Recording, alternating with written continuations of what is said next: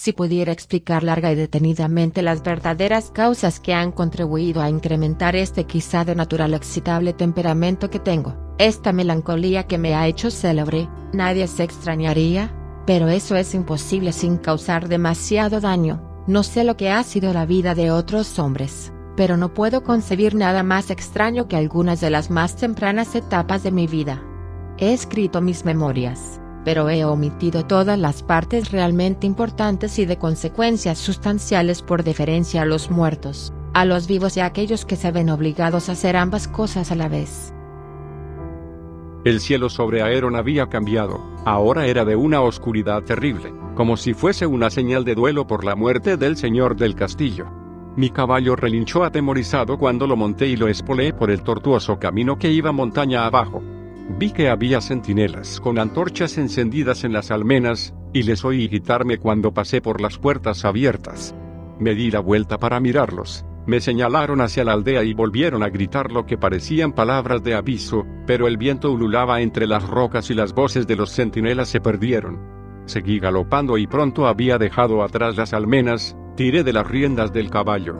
Delante de mí, de un color blanco fantasmal bajo el pesado cielo de tonos verdes, se extendía la aldea.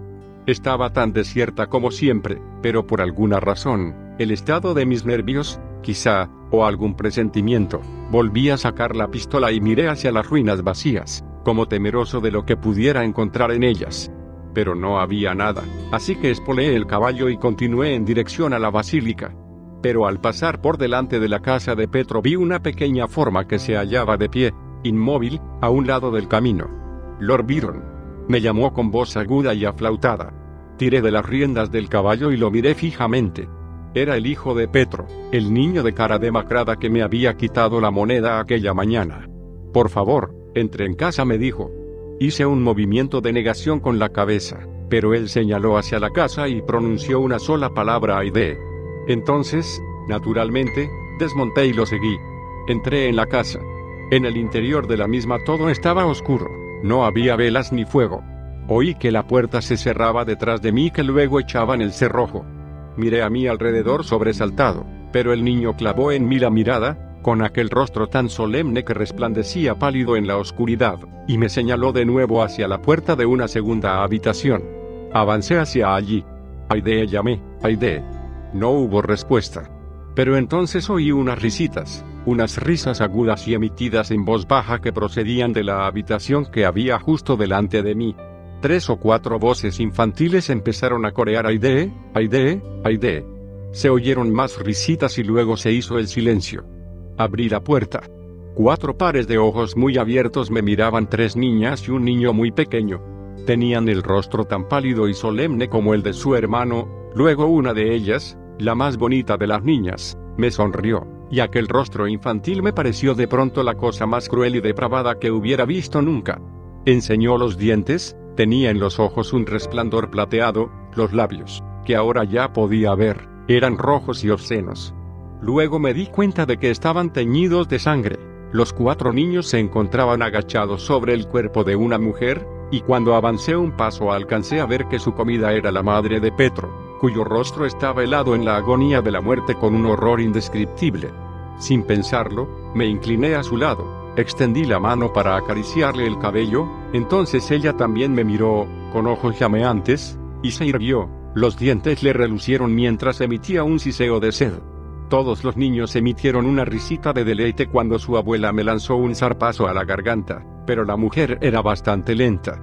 Retrocedí, le apunté con la pistola y le atravesé el pecho de un disparo. Luego sentí unas uñas que me arañaban la espalda. El 5.º niño, el que me había guiado hasta el interior de la casa, trataba de trepar sobre mí. Me lo sacudí de encima y luego, instintivamente, mientras él caía al suelo, le disparé también. El cráneo voló hecho pedazos, y los otros niños retrocedieron, encogidos, pero luego vi, horrorizado, que la abuela empezaba a removerse de nuevo, y luego el niño, y todos ellos empezaron a acecharme. Yo no sabía qué era peor, si ver al niño que me miraba fijamente con media cabeza volada o el hambre de los otros niños, todos ellos tan jóvenes y hermosos aún. El más pequeño corrió hacia mí, le abofeteé con una mano y luego me eché hacia atrás, tambaleándome, y cerré la primera puerta detrás de mí, Después, cuando los Bardoulacha la abrieron de nuevo, empujé la puerta que daba a la calle. Pero estaba atrancada, maldita sea, se me había olvidado. Intenté abrir el cerrojo, y mientras lo manipulaba los niños corrieron de nuevo hacia mí, con la boca abierta y un destello de triunfo en los ojos. Uno de ellos me arañó, entonces la puerta por fin se abrió y conseguí salir al exterior, y cerré de golpe antes de que pudieran seguirme. Me apoyé contra la puerta y sentí como aquellos pequeños cuerpos empujaban contra ella, luego me moví lo más rápidamente que fui capaz, monté en mi caballo y, antes de que pudieran alcanzarme, me puse a galopar camino abajo. Miré hacia atrás por encima del hombro y vi que los niños me seguían con la mirada mientras sollozaban y emitían un extraño sonido animal de deseo frustrado. No me volví para mirar una segunda vez. Tenía que llegar a la basílica, tenía que averiguar si Aide seguía viva. Vi frente a mí un resplandor de llamas. Avancé a medio galope hacia el arco de la basílica. Una figura, recortada contra el resplandor naranja del fuego, se alzaba ante mí con los brazos levantados. Se reía con un sonido de burla y triunfo, me miró fijamente y volvió a reírse. Era Gorgio. Saltó sobre mí cuando pasé junto a él, pero el casco del caballo le alcanzó en un lado de la cabeza y lo hizo caer de espaldas. Cabalgué lo más rápidamente que pude por encima del suelo de la basílica. Unas figuras oscuras se volvían para mirarme. Reconocí al sacerdote, igual que los demás, tenía en los ojos el resplandor plateado de la muerte. Las criaturas estaban congregadas en un grupo al fondo de la iglesia, alrededor de la torre en ruinas. Cabalgué hacia ellos aplastando a los que se interponían en mi camino y apartando a un lado a los demás, que alargaban las manos intentando tirarme del caballo. Byron. Oí que me llamaba a gritos Aide. Estaba de pie en el escalón más alto, vestida con ropas de criado. Sostenía una antorcha llameante en cada mano, y tenía delante una hoguera que ella misma había encendido. Corrió escalera abajo, uno de los monstruos saltó sobre ella, pero le apunté con la pistola y disparé. El monstruo se tambaleó hacia atrás con una bala en el pecho. Busqué el caballo de Aide, entonces lo vi, muerto, mientras unas sanguijuelas humanas estaban todavía chupándole la sangre. «Salta», le grité a Aide. Saltó y estuvo a punto de caer, pero se agarró a la crin de mi caballo. Mientras continuaba cabalgando conseguí tirar de ella hasta que estuvo a salvo sentada en la silla, entre mis brazos. Ahora no veía hacia dónde cabalgábamos, íbamos tropezando entre rocas y olivos, y comprendí que para escapar tendríamos que encontrar la carretera. De pronto, bifurcándose por encima de los irregulares picos de las montañas, el estallido de un relámpago iluminó el cielo. A la derecha, me gritó Aide. Asentí con un movimiento de cabeza y miré hacia donde me indicaba. Podía verse la carretera, que serpenteaba desde el castillo, y luego, aprovechando el destello de un segundo relámpago, vi otra cosa: un ejército de fantasmas que vagaban sin rumbo a través de las puertas de las almenas y se diseminaban por el exterior del castillo como hojas ante el estruendo de la tormenta. Cuando llegamos al camino parecía que hubiesen olido nuestra sangre. Oímos sus chillidos por encima del viento, pero se encontraban a bastante distancia detrás de nosotros, y el camino que teníamos por delante estaba despejado. Pronto, tras doblar la curva de la montaña, los perdimos de vista. Empecé a pensar que estábamos a salvo. Pero entonces, mientras cabalgábamos por debajo del arco que en tiempos había marcado los límites de la ciudad, sentí que algo pesado me saltaba a la espalda y caí de la silla al polvo del camino. Noté en la nuca el soplo de un aliento, olía a podrido y a muerto. Traté de darme la vuelta y luché con mi atacante, que me sujetaba con fuerza, pero unas uñas como garras se me clavaban en los brazos. «No deje que le muerda», me gritó Aide. «Byron, no deje que le saque la sangre». La criatura pareció distraerse con el sonido de aquella voz, se dio la vuelta para mirar hacia el lugar de donde procedía, y al hacerlo conseguí soltarme. Miré hacia arriba para ver aquella cosa que me había estado sujetando. Era Petro, pero qué cambiado estaba. Tenía la piel tan cerúlea como la de un cadáver reciente, a pesar de que los ojos le brillaban como los de un chacal, unos ojos que, al verme libre, se pusieron de un rojo llameante. Volvió a saltar sobre mí. Lo cogí por la garganta e intenté apartarlo, pero Petro era muy fuerte, y volví a oler su aliento de cadáver al tiempo que sus mandíbulas se acercaban cada vez más a mi garganta. El hedor resultaba tan insoportable que pensé que iba a desmayarme. «Petro». Oí gritar a Aide. «Petro». Entonces noté una especie de saliva que me corría por la cara y comprendí que ya no podía resistir más. Me preparé para la muerte, o más bien para aquella muerte viviente que parecía ser el sino de la aldea. Pero entonces oí un golpe apagado y luego otro. Petro rodó por encima de mi cuerpo y cayó al suelo. Levanté los ojos. Aide estaba allí, de pie, sosteniendo una pesada piedra.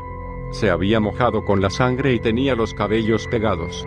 Petro yacía inmóvil a sus pies, luego empezó a moverse de nuevo, intentando apresar a Aide con las garras, y ésta sacó el crucifijo de debajo de la capa, apuntó al corazón de su hermano y se lo clavó con todas sus fuerzas. Petro se puso a gritar como lo había hecho su hermano, una suave fuente de sangre le comenzó a manar del pecho formando burbujas.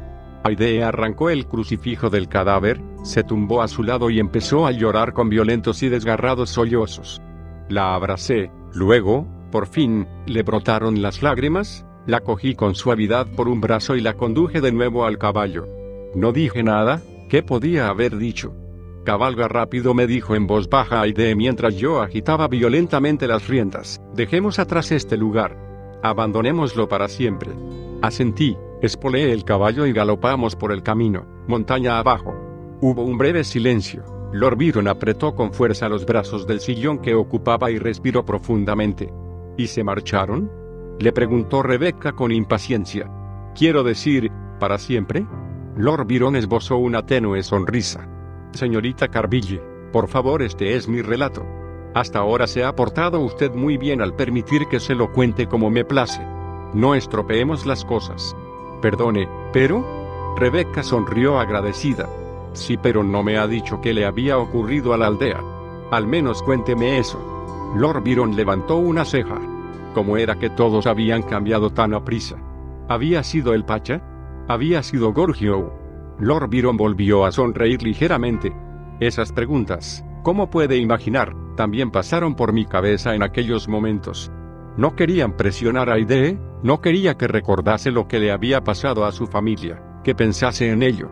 Pero entonces la tormenta arreció y empecé a sentirme desesperado por encontrar algún refugio. Tenía que saber si podíamos detenernos con cierta seguridad o si teníamos que seguir cabalgando en mitad de la noche. El caballo, puesto que los llevaba a los dos, supongo que empezaría a flaquear, ¿no es así? No. Nos encontramos con alguien, ya ve usted, junto al mismo puente donde nos habíamos encontrado con Gorgio anteriormente. Íbamos cabalgando por el puente cuando de pronto un jinete apareció entre la lluvia, con otro caballo que le iba a la saga, y me llamó por mi nombre. ¿Era Visillie? Me estaba esperando. ¿Creía que iba a abandonarlo, milord?, me preguntó sonriendo bajo aquellos enormes mostachos, ¿solo porque un bardoulacha me sobornase para que lo hiciera? Escupió e injurió gloriosamente al Pacha. ¿Acaso no sabía, me dijo Visillie, que un bandido ama su honor tanto como un cura ama el oro y los muchachos? Lanzó otra lluvia de improperios y luego señaló hacia un refugio que había construido entre las rocas. Seguiremos cabalgando al alba, milord. Por ahora la muchacha necesita descansar. Hay fuego y comida. Me hizo un guiño. Sí, y también Raki. ¿Cómo iba a discutir con él?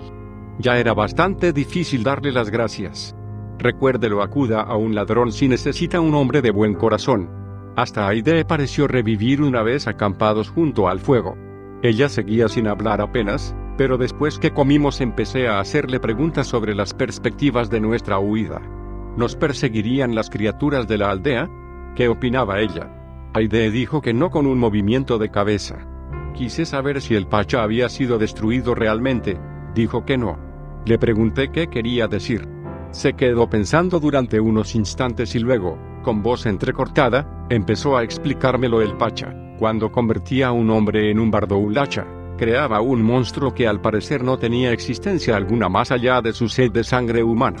Algunas de aquellas criaturas eran meros zombies que dependían por entero de la voluntad del Pacha, a otros se les infundía una ferocidad animal, y a aquellos de quienes bebían les contagiaban de un anhelo tan desesperado como el suyo. Dijo que suponía. Aide hizo una pausa, y Visillie le tendió el frasco de Raki. Aide bebió. Luego continuó hablando. Suponía que a su padre lo habían convertido en una criatura del segundo tipo. Me miró. Los ojos le brillaban con odio apasionado. Él ya sabía lo que iba a pasar. Lo hizo deliberadamente e infligió una muerte viviente a mi padre, a mi familia, a toda la aldea.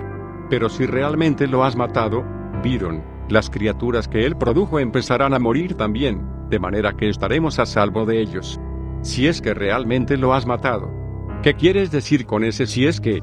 Le disparé. Y vi cómo moría. Visillie me preguntó con un gruñido. ¿Le disparó al corazón, milord? Sí, ¿está seguro, milord?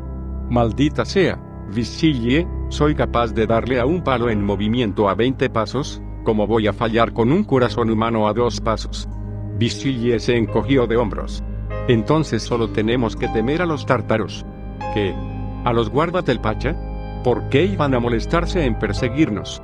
Visillie volvió a encogerse de hombros. Para vengar la muerte del Pacha Bakel, naturalmente. Me miró y sonrió. La lealtad es algo que tienen en común con los bandidos. ¿En común? No, no creo que se aproximen siquiera a esa lealtad, ni mucho menos. Visillie sonrió para agradecer el cumplido, pero estaba claro que no era eso lo que buscaba, y su advertencia me llenó de preocupación. ¿Cabe dentro de lo posible que esas cosas muertas se hubieran alimentado también de los guardas? Esperemos que sea así. Visillie sacó un cuchillo y se quedó mirándolo fijamente. Aunque si yo fuera tártaro habría iluminado con antorchas la aldea y luego habría esperado al alba. ¿El sol puede matar a esas criaturas? Eso es lo que se nos enseña, milord. Pues yo he visto al Pacha a la luz del día. Él puede sobrevivir a cualquier cosa, dijo Aide de pronto, abrazándose a sí misma. Es más viejo que las montañas, y más mortífero que las serpientes. ¿Cree que a él pueden amenazarle unos cuantos rayos de sol? No obstante, sí que es cierto, el sol lo debilita, y cuando más débil está es cuando no hay luz de luna que le restituya las fuerzas. Me cogió las manos y me las besó con súbita pasión y euforia. Por eso es por lo que debemos emprender viaje mañana con las primeras luces del alba, y viajar tan aprisa como nos sea posible. Así nos ganaremos nuestra libertad. Me sonrió. ¿Le rezó a la diosa, Byron, como le pedí que hiciera? Sí, ¿y está de nuestra parte? Desde luego, susurré. La besé ligeramente en la frente, como podría no estarlo, y le dije que se durmiera. Visillie, que parecía de piedra, se pasó la noche de vigilancia. Intenté mantenerme despierto junto a él, pero pronto empecé a dar cabezadas, y antes de darme cuenta me estaba susurrando al oído que casi empezaba a amanecer. Miré hacia el cielo, la tormenta había pasado hacía rato y el aire temprano de la mañana era suave y claro. Hoy el sol calentará mucho, me comentó Aide al reunirse conmigo en la carretera. La miré. Tenía las mejillas tan frescas como el alba en el este, y los ojos le brillaban como el sol del nuevo día. Me di cuenta de que por fin, en medio del horror de sus recuerdos, ella comenzaba a vislumbrar la libertad con la que hasta aquel momento solo había soñado. Lo conseguiremos, le dije apretándole con fuerza la mano.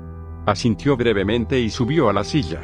Aguardó hasta que Visillie y yo estuvimos listos sobre las nuestras, luego tiró de las riendas y comenzó a cabalgar al galope camino abajo.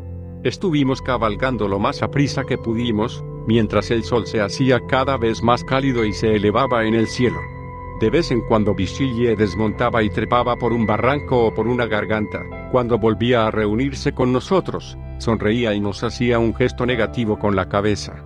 Pero a eso del mediodía, cuando bajaba apresuradamente y con dificultades desde lo alto de un risco, vimos que traía cara de desagrado. Cuando finalmente se unió a nosotros, masculló que había visto una nube de polvo a mucha distancia, pero en movimiento.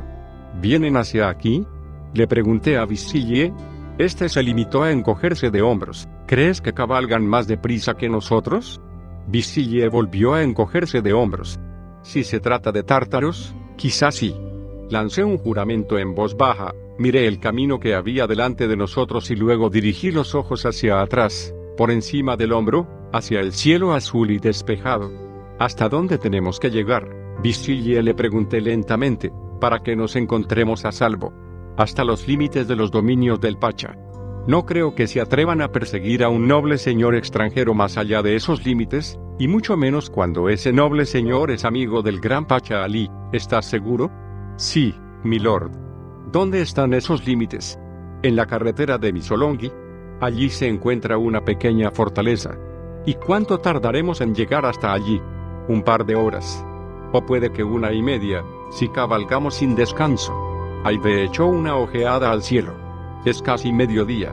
A partir de ahora el sol empezará a bajar. Se dio la vuelta y me miró.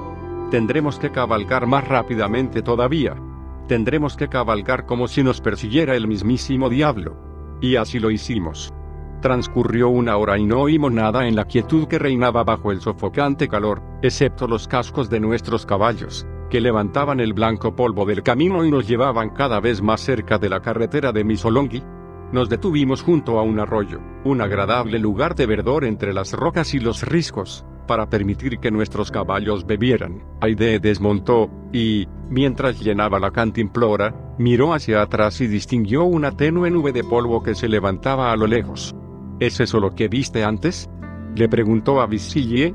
Este y yo miramos hacia donde ella nos indicaba. Se están acercando, observé. Visillie asintió. Vámonos, nos dijo, al tiempo que obligaba a su caballo a levantar la cabeza del arroyo. Todavía nos queda un buen trecho de camino. Sin embargo, por muy aprisa que cabalgásemos no conseguíamos dejar atrás la nube de polvo. Más bien al contrario, se hacía cada vez más densa, de manera que pronto pareció estar ensombreciéndonos. Luego oí el grito ahogado de Aide, miré hacia atrás y vi un brillo metálico, el bocado de un caballo, y también oí un lejano resonar de cascos.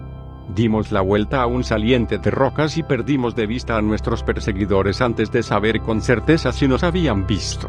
Pero el camino descendía y se iba haciendo más recto a medida que desaparecían las rocas y los precipicios. Sería más fácil vernos allí, en la llanura abierta. ¿Cuánto queda?, le pregunté a gritos a Visillie. Este señaló hacia adelante. Apenas pude distinguir, muy a lo lejos, la línea blanca de una carretera, y, guardándola, un pequeño fuerte. El castillo del Pacha Ali, me gritó Visillie. Tenemos que llegar hasta él. Al galope, milord, al galope. Nuestros perseguidores ya habían dado la vuelta al saliente de roca, de manera que nos tenían a la vista. Oí sus alaridos de triunfo y, al mirar hacia atrás, vi que se dispersaban al seguirnos por la llanura. Oí también un disparo, y el caballo que yo montaba estuvo a punto de tropezar y caer. Lancé un juramento y me esforcé por sacar las pistolas de mi bolsa. «Corra, milord», me gritó Visillie mientras se oía otro disparo. Los tártaros tienen muy mala puntería. Pero lo que sí sabían hacer bien era cabalgar, al tiempo que Visillie me gritaba. 3 de ellos se separaron de los demás y se dirigieron hacia nosotros. Uno de ellos alcanzó a Aide, y se reía mientras ésta intentaba en vano alcanzarle con una daga. Jugó con ella, haciendo fintas y cambiando de rumbo, y mientras hacía eso yo conseguí por fin encontrar la pistola. La había cargado antes, recé porque disparase correctamente.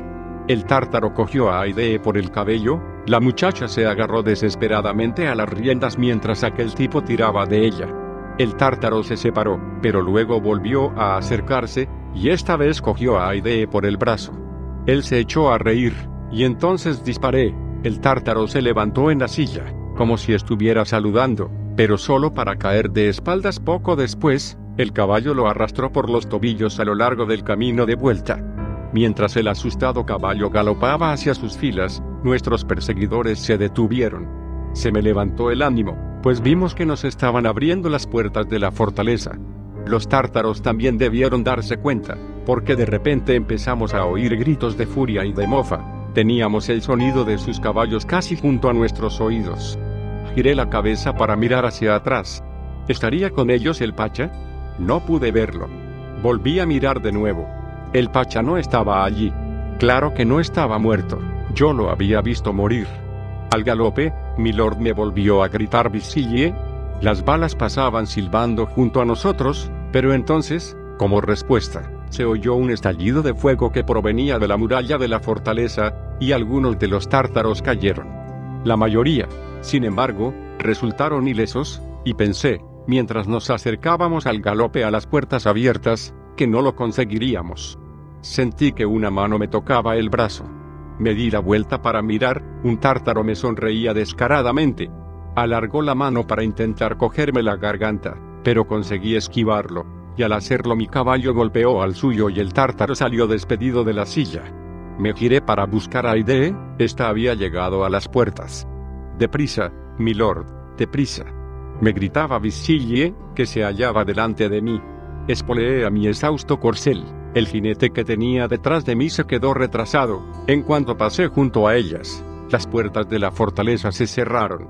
Estábamos a salvo, por lo menos de momento. Pero incluso detrás de las murallas nos sentíamos incómodos.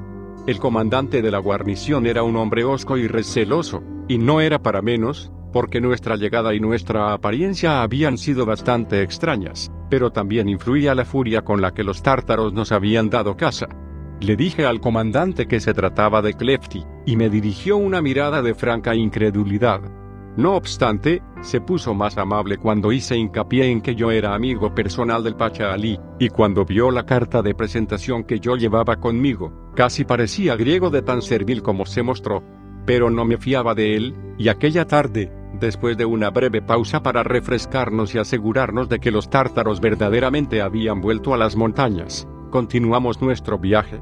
El camino de Missolonghi, aunque poco transitado, parecía una verdadera vía pública después de la soledad del camino que discurría entre las montañas, y también estaba en mejores condiciones, cosa que nos permitía viajar a una velocidad apreciable. No dejábamos, por supuesto, de vigilar y observar el trayecto que habíamos recorrido, pero no vimos ninguna nube de polvo que se elevase hacia el cielo, y al cabo de un rato empezamos a sentirnos más seguros. Pasamos la noche en Arta, un lugar bastante agradable donde pudimos contratar soldados, 10 de ellos, que nos protegieran en el viaje que aún nos quedaba por delante. Casi me sentía confiado. No nos pusimos de nuevo en marcha hasta bien entrada la mañana, porque Aide estaba agotada y durmió durante casi 12 horas. No quise despertarla. El platonismo continuaba intacto. Pero, ¿cómo iba yo a culpar a Aide por mostrarse tan reservada hasta el momento en que tuviera la absoluta certeza de ser verdaderamente libre? Lord Byron hizo una pausa, se le abrieron mucho los ojos, luego miró hacia la oscuridad, como si allí estuviera el pasado desaparecido.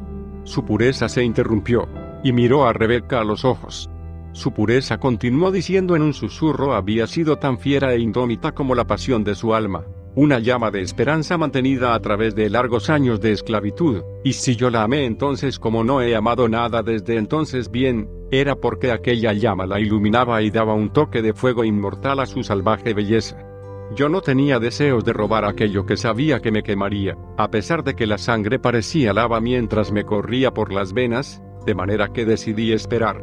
Continuamos viajando sin descanso hacia Missolonghi, y comprendí, al ver que Aide se mantenía alejada de mí, que ella todavía no tenía la absoluta certeza de que el Pacha estuviera en la tumba. La tercera tarde de nuestro viaje llegamos a la orilla del lago Trionida. Allí hicimos un alto, porque el lago se encontraba cerca de la aldea natal de Visillie y este sugirió la conveniencia de añadir algunos paisanos suyos a nuestra guardia. Tuvo que cabalgar entre las montañas, así que, en su ausencia, nos refugiamos en una cueva, donde el aire estaba cargado del perfume de las rosas silvestres y desde donde el cristal azul del lago solo podía verse entre los árboles. Estreché a Aide entre mis brazos y le quité la gorra de paje para que el cabello se le derramase en libertad. Se lo acaricié, y ella a su vez me pasó los dedos entre mi pelo, así yacimos en amorosa soledad, como si no existiera otra vida bajo el cielo más que la nuestra. Me quedé con la mirada clavada en las montañas situadas al otro lado del lago y sentí que mi ánimo ardía de esperanza y de gozo. Me volví hacia Aide. Es imposible que nos alcance, le dije. Aquí no podrá. Está muerto. Aide me miró fijamente con aquellos ojos grandes y lánguidamente oscuros. Lentamente, con un movimiento casi imperceptible, asintió con la cabeza. En una ocasión me dijo que te amaba. ¿Crees que era cierto?, le pregunté. Aide no respondió, pero apoyó la mejilla en mi pecho. No lo sé, dijo al cabo de un rato. Puede que sí. Hizo una pausa. Pero, ¿amor? No, aquello no podía ser amor. Entonces, ¿qué era? Aide reposaba inmóvil sobre mi pecho. Podía oír mi corazón, que latía por ella. Sangre, respondió por fin. Sí, el sabor de mi sangre. ¿Sangre? Usted ya vio el efecto que le producía. Le embriagaba. No sé por qué. Nunca ocurría cuando bebía sangre de otras personas. De pronto se incorporó y se abrazó las rodillas. Solo cuando bebía de mí. Se estremeció solamente de mí. Me abrazó de nuevo. Me besó. Noté que le temblaba todo el cuerpo. Byron me preguntó en voz baja, ¿es cierto? ¿Ya no soy una esclava? Me besó por segunda vez y sentí sus lágrimas sobre mi piel. Dígame que soy libre, me pidió, rozando mis mejillas con las suyas. Demuéstreme que soy libre.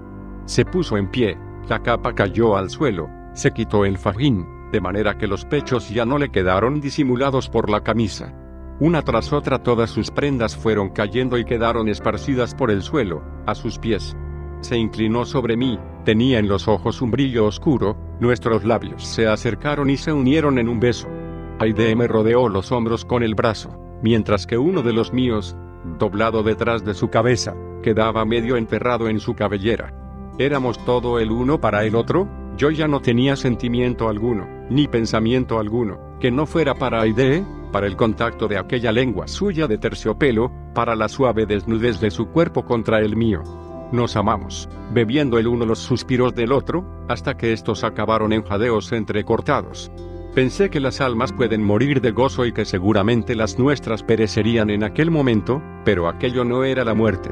No, nada de muerte. Al menos mientras nos estremecíamos y nos fundíamos el uno en brazos del otro, aquello no era la muerte. Por fin, poco a poco, recuperamos el sentido, pero solo para caer rendidos y deslumbrados de nuevo, de manera que, al sonar contra mi pecho, el corazón de Aide parecía que nunca más volvería a latir alejado del mío. En el exterior ya había empezado a caer la noche. Aide se durmió. Qué hermosa era un momento antes, tan fieramente enamorada, y ahora inmóvil, confiada, gentil. La soledad del amor y de la noche se llenó de aquel mismo tranquilo poder. A lo lejos las sombras de las rocas avanzaban sobre el lago. Aide, entre mis brazos, se removió y pronunció mi nombre en un susurro, pero no se despertó. Su respiración era tan suave como la brisa del crepúsculo. La estuve contemplando mientras seguía apoyada contra mi pecho.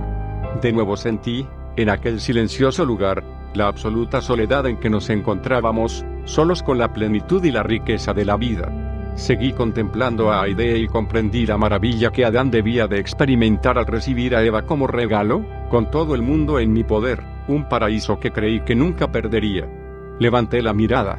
Casi se había hecho de noche. El sol debía de haberse puesto y las montañas no eran más que siluetas azules contra las estrellas. Por encima de la cima de una de las montañas brillaba la luna, otra vez creciente, y entonces, solo durante un momento, me pareció ver que una forma oscura pasaba por delante de ella. ¿Quién es?, pregunté suavemente en voz baja. Ninguna respuesta rompió la quietud de la noche. Me moví ligeramente y Aide me miró con los ojos muy abiertos y brillantes. ¿Qué ha visto?, me preguntó. No le contesté, pero me puse la capa encima y cogí una espada. Aide se situó a mi lado. Salimos al exterior de la cueva. Ningún sonido ni ningún movimiento rompían la calma del paisaje. Aide señaló hacia un lugar. Allí me susurró al tiempo que me apretaba el brazo. Miré y vi un cuerpo que yacía entre las flores. Me incliné sobre él y le di la vuelta para poder verle la cara.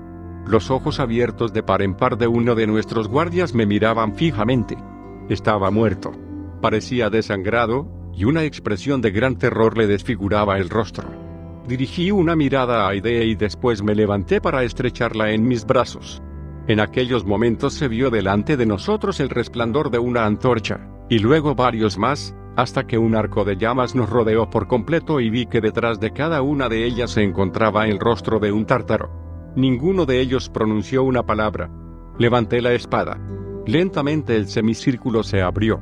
Una figura envuelta en una capa negra salió de la oscuridad. Envaine la espada, me pidió el Pacha. Lo miré, embobado. Luego me eché a reír y negué con la cabeza. Muy bien. El Pacha abrió la capa. Las heridas que tenía en el lugar donde yo le había disparado estaban aún empapadas en sangre. Se sacó una pistola que llevaba en el cinto. Le agradezco que me dé la oportunidad, me dijo. Esto se lo debo. Amartilló la pistola. La quietud en aquel breve instante fue como el hielo. Entonces Aide se interpuso entre el Pacha y yo, la aparté a un lado, y al tiempo que oía la detonación de la pistola en mis oídos, sentí también un dolor que me hizo caer al suelo. Me llevé la mano al costado, estaba mojado por la sangre. Aide me llamó en voz alta, pero cuando echó a correr hacia mí, dos guardas tártaros la sujetaron, y quedó inmóvil, sin sollozar. Estaba pálida y tenía una expresión seria, de manera que su rostro parecía helado por el beso de la muerte. El Pacha la miró fijamente. Luego hizo una seña y un tercer guarda se adelantó. En la mano sujetaba algo que parecía arpillera. El Pacha levantó la barbilla de su esclava. Vi cómo le temblaba el labio a aquel hombre, aunque de nuevo quedó inmóvil y firme, como si el dolor o el desdén le impidieran sonreír. Yevao la ordenó. Aide me dirigió una fugaz mirada. Byron me llamó con voz quebrada. Adiós. Luego se fue con los guardas y no la volví a ver. ¡Qué conmovedor!, exclamó el Pacha en un siseo, colocándose muy cerca de mi cara al hablar, de manera que ha sido por ella, milord, por quien ha rechazado usted todo lo que yo tenía para ofrecerle. Sí, contesté suavemente. Torcí el cuello para poder mirarle a los ojos. No ha sido culpa de ella. Yo me la llevé. Ella no quería venir conmigo. El Pacha se echó a reír. ¡Qué nobleza! Es la verdad. No. La sonrisa del Pacha se desvaneció. No, milord, no lo es. Ella es tan culpable de traición como usted. Para ambos, por tanto, debe haber un castigo. ¿Castigo? ¿Qué le va a hacer a ella? En esta parte del mundo tenemos una pena muy divertida para castigar la deslealtad. Eso está muy bien para una esclava. Pero yo que usted me olvidaría de ella, milord, es lo que le depara a usted el destino lo que debería preocuparle. Acercó una mano a mi costado y mojó los dedos en la sangre que se me derramaba. Luego se los chupó y sonrió. Se está muriendo, me dijo. ¿Agradecerá usted esta muerte? No dije nada. El Pacha frunció el entrecejo y los ojos le brillaron como iluminados por fuego rojo. El rostro se le oscureció a causa de la rabia y la desesperación. Yo le habría dado a usted la inmortalidad, me dijo en un susurro. Le habría hecho compartir conmigo la eternidad. Me besó brutalmente, cortándome los labios con los dientes. Y en lugar de esa traición, volvió a besarme y me lamió con la lengua la sangre que tenía en la boca. ¡Qué pálido está, milord! ¡Qué pálido y hermoso! Se tendió sobre mí de manera que su herida tocó la mía y se mezcló con ella. ¿Debo dejar que se pudra esta hermosura? ¿Dejarle vacía la mente? ¿Ponerle a fregar los suelos de mi castillo? Se echó a reír y me arrancó la capa, de modo que quedé desnudo tendido debajo de él. Volvió a besarme una y otra vez, apretándose con fuerza contra mí, y luego noté que me acariciaba la garganta con una uña. Del arañazo brotó un tenue hilillo de sangre. El Pacha lo lamió con la lengua, mientras con las uñas me arrancaba delicadas tiras del pecho. Los latidos del corazón resonaban con fuerza en mis oídos. Levanté la vista hacia las estrellas. El cielo parecía latir como un torturado ser viviente. Sentía que los labios del Pacha bebían de mis heridas, y cuando él volvió a mirarme tenía el bigote y la barba cubiertos de sangre, de mi sangre. Me sonrió. Se inclinó más para poder susurrarme al oído. Le concedo a usted la sabiduría, me dijo. La sabiduría y la eternidad, le maldigo con ellas. Luego no hubo más sonido en mis oídos que el pulso de mi propia sangre. Grité. El pecho se me estaba abriendo, pero mientras el dolor me cercenaba nervio a nervio sentí la misma aceleración que había experimentado con Aide, el escalofrío de la pasión. El placer y el dolor aumentaron hasta que creí que había llegado al límite, pero luego siguieron aumentando, cada vez más, como temas musicales gemelos que se remontasen en la noche. Luego, de algún modo, me encontré por encima de ambos. Los sentimientos permanecían, pero ya no era yo quien los experimentaba. La sangre seguía latiendo, y ahora la lengua del Pacha me tocaba el corazón, que seguía con vida. Una gran calma se apoderó de mí mientras la sangre se deslizaba, espesa y apenas sentida, fuera de mis venas. Miré hacia los árboles, hacia el lago, hacia las cumbres de las montañas. Todo parecía estar teñido de rojo. Mientras el Pacha seguía bebiendo, me sentía arrastrado hasta su interior, y luego más allá de él, y me dio la impresión de que yo mismo me convertía en el mundo. Los latidos se hicieron más densos y lentos. Mi sangre a través del cielo se iba volviendo oscura. Mi último latido y luego la quietud. No había nada. Todo estaba muerto: el lago, la brisa, la luna, las estrellas. La oscuridad era el universo. Y después de aquel silencio inmóvil brotó de nuevo un pulso, un único latido. Abrí los ojos, podía ver. Me miré a mí mismo. Parecía que me hubiesen despojado de toda la piel. Tan desnudo estaba que no quedaba otra cosa que la carne, los órganos, las arterias y las venas que reverberaban a la luz de la luna. viscosos y maduros. No obstante, aunque estaba desollado como los cadáveres sobre los que trabajan los estudiantes de anatomía, podía moverme. Cuando empecé a hacerlo y me levanté, noté que una fuerza terrible me corría por los miembros. El corazón se me aceleraba. Miré a mi alrededor, la noche parecía tener un toque plateado, y las sombras eran azules y profundamente llenas de vida. Avancé hacia ellas, mis pies tocaban el suelo, cada hoja de hierba, cada flor diminuta, me llenaba de placer, como si mis nervios fueran afiladas cuerdas contra las que rozaban, y al moverme los ritmos de la vida flotaban ricos en el aire. Sentí hambre, una gran hambre de ellos. Eché a correr. No sabía qué era lo que perseguía, pero avanzaba como el soplo del viento por entre los bosques y por encima de los pasos de las montañas, y durante todo el tiempo el hambre que había dentro de mí se hacía cada vez más desesperada. Salté sobre un precipicio de rocas y percibí el olor de algo dorado y cálido delante de mí. Tenía que poseer aquello. Lo poseería.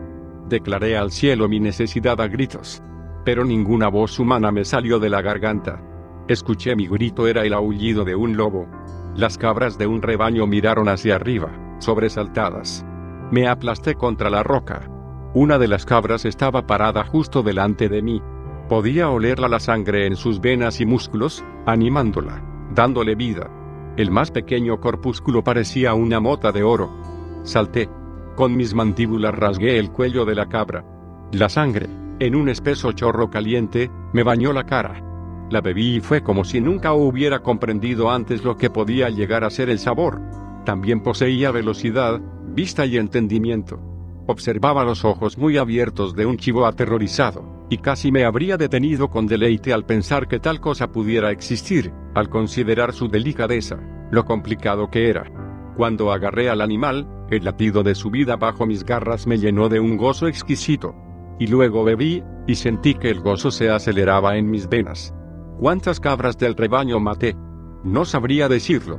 Me encontraba borracho de ellas, el placer de matar no me dejaba tiempo para pensar.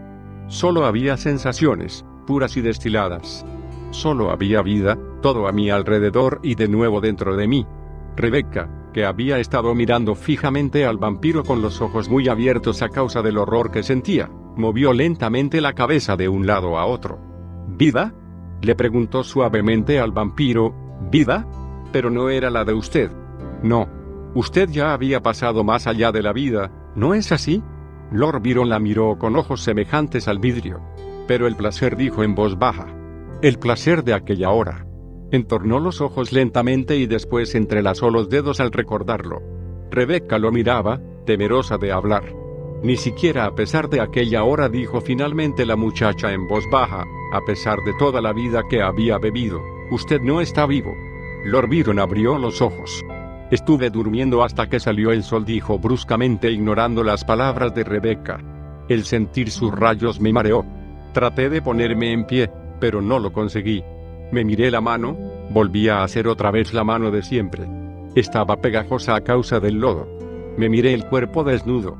Me encontraba tumbado en un charco de cieno asqueroso y maloliente, y luego, al moverme y sentir de nuevo aquella inusitada ligereza en mí, me di cuenta de que era aquella porquería en la que estaba sumido, materia viva segregada por mi cuerpo como algo ajeno a sí mismo. La inmundicia estaba empezando a burbujear y a descomponerse por el calor.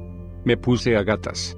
Había cadáveres de animales diseminados por todas partes sobre las rocas, un revoltijo de pelo de cabra, de huesos y sangre secándose al sol.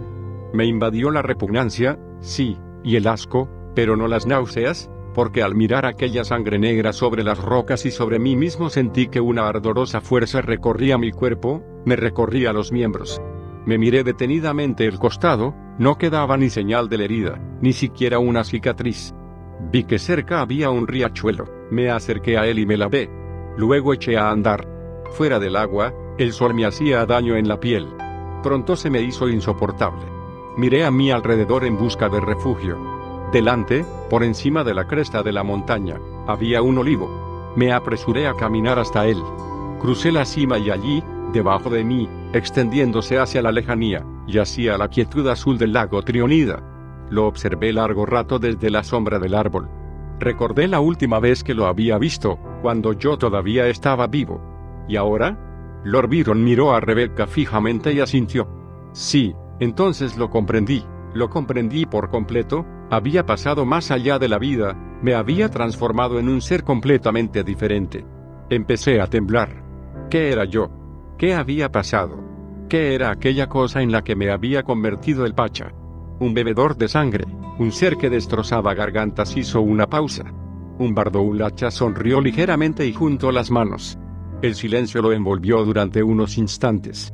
Permanecí todo el día bajo el olivo, continuó diciendo. Al cabo de un rato los extraños poderes que recordaba haber tenido durante la noche parecían adormecidos a la luz del sol. Solo el odio hacia aquel que me había hecho así ardía con la misma fuerza de antes, mientras transcurría el mediodía y luego la tarde. El Pacha se me había escapado hasta entonces, pero ahora que yo era una criatura igual que él, comprendía lo que había que hacer al respecto. Me puse la mano en el pecho.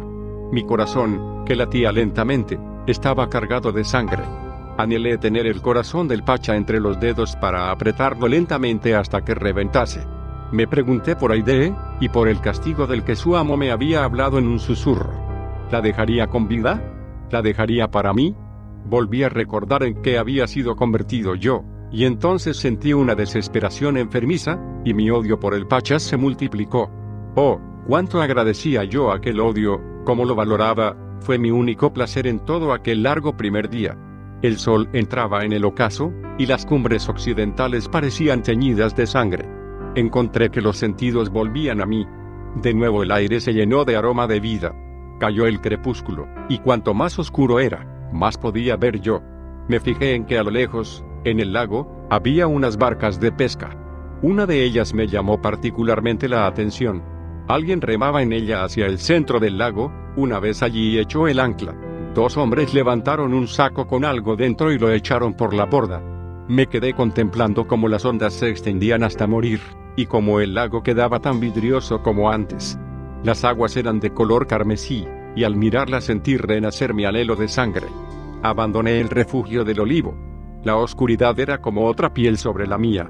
Me llenaba de extraños deseos y de sentimientos de poder. Llegué a la cueva donde el Pacha me había atrapado. Allí no había señales de él ni de nadie. Encontré mis ropas diseminadas por el lugar donde las había dejado, me las puse. Solo la capa estaba estropeada por completo, rota y rígida, a causa de la sangre seca, así que busqué la capa de Aide y la encontré abandonada al fondo de la cueva. Recordé la manera en que ella la había dejado caer la noche anterior. Me envolví en ella y me senté a la entrada de la cueva. Miré los negros pliegues que caían a mi alrededor y enterré la cabeza entre las manos, lleno de desesperación. «Milord». Levanté la mirada. Era Visillie. Venía corriendo hacia mí por un olivar. «Milord». Volvió a llamarme. «Milord, creía que estaba usted muerto». Luego me miró a la cara. Tartamudeó algo y se quedó quieto donde estaba, helado. Lentamente volvió a levantar la mirada. «Milord», me susurró. Esta noche levanté una ceja inquisitivamente. «Esta noche, milord, puede usted tomarse la venganza». Hizo una pausa. Yo asentí. Visillie cayó de rodillas. «Es nuestra única oportunidad», me explicó con voz apremiante. «El Pacha se encuentra viajando a través de las montañas. Si no se entretiene usted, podremos capturarlo». Tragó saliva y quedó silencioso de nuevo. Desprendía un delicado olor. Curiosamente, hasta entonces no lo había advertido. Lo estuve observando y vi que la oscura cara se le tornaba pálida. Me puse en pie. «¿Y Aide?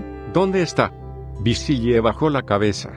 Luego se dio media vuelta e hizo señas a otra persona para que se acercase. Yo olí la sangre de otro hombre. «Este es Elmas», me dijo Visillie señalando a un matón tan corpulento como él. «Elmas, explícale a Lord Byron lo que has visto». Elmas me miró a la cara. Vi que fruncía el entrecejo y que luego palidecía como lo había hecho Visillie. «Dímelo», le pedí en un susurro. «Milord, yo estaba junto al lago». Volvió a mirarme a la cara y se le apagó la voz.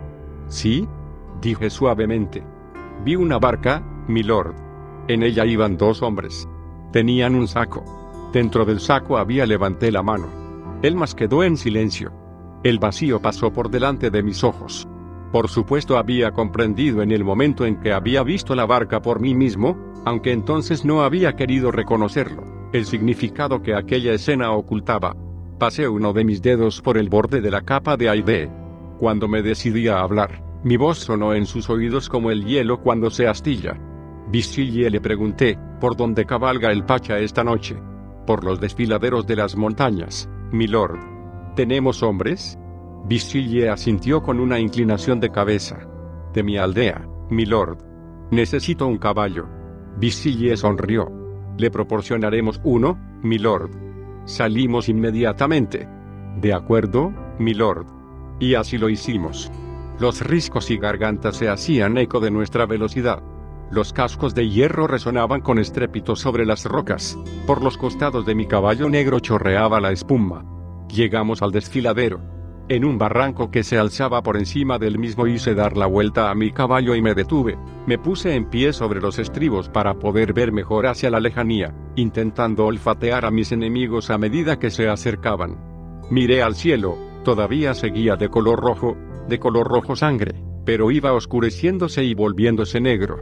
Inviernos de recuerdos me pasaron por la cabeza. En aquella pequeña fracción de tiempo me pareció vislumbrar mi propia eternidad. Sentí cierto temor, y después el odio vino a ocupar su lugar. Ya vienen, dije. Visillie miró con atención hacia donde yo le indicaba. No consiguió ver nada, pero asintió con un movimiento de cabeza y empezó a dar voces de mando. Matadlos a todos, ordené yo. A todos. Empuñé la espada, la desenvainé y el acero del arma se tiñó de rojo a la luz del cielo. Pero al Pacha añadí en voz más baja, al Pacha dejádmelo a mí. Oírnos el estrépito de hombres a caballo que se acercaban por el desfiladero. Visillie sonrió, me hizo una señal bajando la cabeza y levantó el arcabuz. Entonces los vi, era el escuadrón de caballería tártara, y a la cabeza del mismo, con el pálido rostro resplandeciendo entre las sombras de las rocas, el monstruo, mi creador. Apreté con más fuerza la empuñadura de la espada. Visillie me miró fugazmente, yo tenía la espada en posición, la bajé. Visillie disparó y el tártaro que iba en primera posición mordió el polvo. El Pacha Baquel levantó la vista, ninguna expresión de miedo o de sorpresa cruzó su rostro. Pero a su alrededor, por todas partes, empezó a cundir el pánico mientras el fuego de las armas crepitaba sin cesar. Algunos hombres del Pacha se refugiaron detrás de los caballos e intentaron contestar al fuego, otros huyeron a la desbandada por entre las rocas, donde los aniquilaron pasándolos a cuchillo. Sentí que crecía en mí la lascivia de la sangre. Espoleé el caballo para conducirlo hacia adelante y mi silueta se recortó contra el cielo del oeste. Por todo el desfiladero se extendió un repentino silencio. Tenía los ojos clavados en el Pacha, este me sostenía la mirada, impasible. Pero, de pronto, uno de sus jinetes emitió un alarido y dijo: «Es él, es él. Mirad qué pálido está, es él». Sonreí, espoleé mi caballo y emprendí el camino hacia abajo, y con los aullidos de los hombres de Visillie retumbando en mis oídos me adentré cabalgando en el desfiladero. Estaba lleno de cadáveres, mientras los hombres luchaban cuerpo a cuerpo. Solo en medio de aquella carnicería, el Pacha, sentado en su caballo, esperaba intacto. Cabalgué para ponerme frente a él.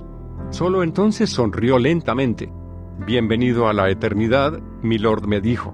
Moví la cabeza a ambos lados. «¿Y Aide, dónde está?»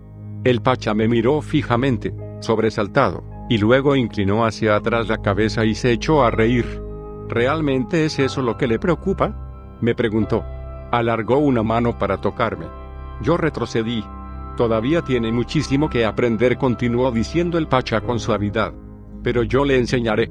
Estaremos juntos para siempre, y yo me encargaré de enseñarle». Extendió la mano hacia mí.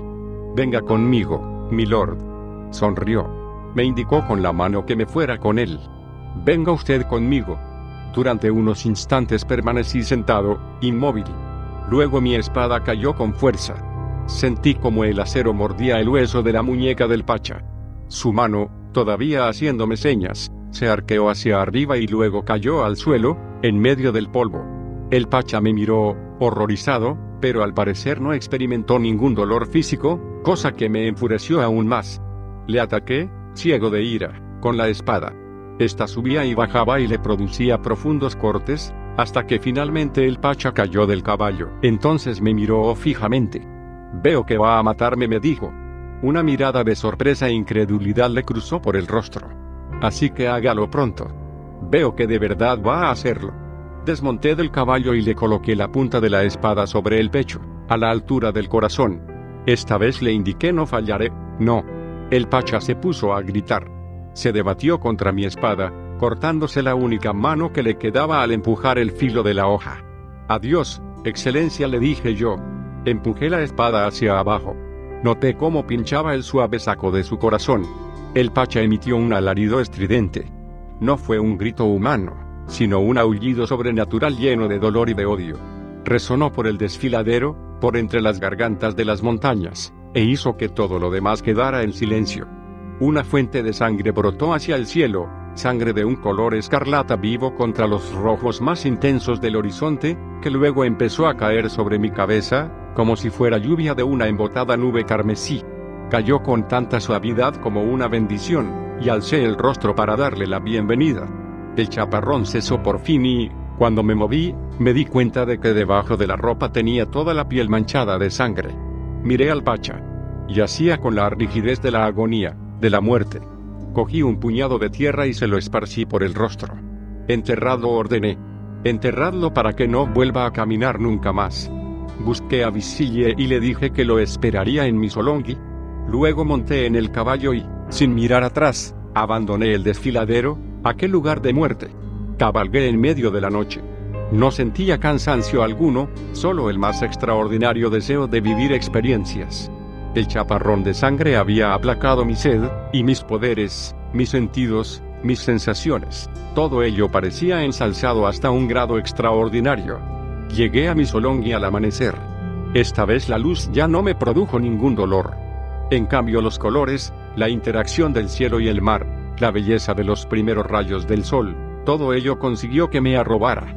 Missolonghi no era un bonito lugar, en realidad era solo un pueblo desordenado, encaramado al borde de las marismas, pero a mí me pareció el lugar más maravilloso que hubiera visto nunca. Mientras cabalgaba al trote por las marismas y miraba con asombro las franjas de color que se extendían hacia el este, fue como si nunca hubiera visto el alba. Entré en Missolonghi y hallé la taberna donde Obouse y yo habíamos acordado encontrarnos. El tabernero, después de que yo le despertara, me miró lleno de horror. Yo tenía los ojos enloquecidos, y mi ropa estaba toda cubierta de sangre. Le pedí ropa interior limpia y agua caliente, y el placer que me proporcionó estar de nuevo fresco y lozano, una vez que me lavé y me puse ropa limpia, fue también una sensación que nunca antes había conocido. Subí a la habitación de Obouse haciendo mucho ruido. Cogí una almohada y se la arrojé. Jovi, despierta. Soy yo. He vuelto. Obouse abrió un ojo legañoso. Maldita sea, dijo. Ya lo veo. Se sentó y se frotó los ojos. Bueno, viejo amigo, ¿qué es de tu vida? Sonrió. Supongo que nada interesante, ¿no?